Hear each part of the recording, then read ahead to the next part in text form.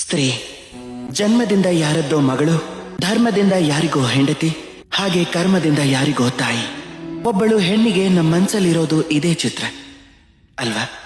ನಮ್ಮ ಜೀವನದಲ್ಲಿ ಹೆಣ್ಣಿನ ಒಂದು ಅಸಾಮಾನ್ಯವಾದ ಯೋಗದಾನ ಇದೆ. ಹಾಗೆ ಹೆಣ್ಣಿಲ್ಲದೆ ನಾವೇನೂ ಇಲ್ಲ. ಆದ್ರೆ ಅಧಿಕಾರ, ಇದೇ ವಿಷಯದಲ್ಲೇ ನಾವು ತಪ್ಪು ಮಾಡೋದು. ಯಾವಾಗ ಒಂದು ಹೆಣ್ಣು ಮಗಳಾಗಿರ್ತಾಳೋ, ಯಾವಾಗ ಜನ್ಮ ಪಡಿತಾಳೋ, ಆಗ ಅವಳ ಮೇಲೆ ಅಧಿಕಾರ ಇರೋದು ತನ್ನ ತಂದೆಗೆ. ಯಾವಾಗ ಅವಳು ಮದುವೆ ಆಗತ್ತೋ ಆಗ ಅವಳ ಅಸ್ತಿತ್ವದ ಮೇಲೆ ಅಧಿಕಾರ ಇರೋದು ತನ್ನ ಗಂಡನಿಗೆ. ಯಾವಾಗ ಅವಳು ತಾಯಿ ಆಗ್ತಾಳೋ ಆಗ ತನ್ನ ಸಮಸ್ತ ಜೀವನದ ಅಧಿಕಾರವನ್ನ ತನ್ನ ಮಕ್ಕಳಿಗೆ ಕೊಟ್ಬಿಡ್ತಾಳೆ. ಆದ್ರೆ ನಾವು ಯಾವಾಗ್ಲಾದ್ರೂ ಯೋಚನೆ ಮಾಡಿದೀವ, ಈ ಜೀವನ ಹೆಣ್ಣಿನದ್ದು, ಅವಳು ಎಲ್ಲರನ್ನೂ ಉದ್ಧಾರ ಮಾಡ್ತಿದ್ದಾಳೆ. ಹೀಗಿರುವಾಗ ಅವಳ ಜೀವನದ ಅಧಿಕಾರನೂ ಅವಳ ಹತ್ರನೇ ಇರಬೇಕು ಅಲ್ವಾ? ಅವಳು ತನ್ನ ಜೀವನದ ತೀರ್ಮಾನವನ್ನ ತಾನೇ ತಗೋಬಹುದು, ತನ್ನ ಭಾಗ್ಯವನ್ನ ತಾನೇ ರೂಪಿಸ್ಕೋಬಹುದು.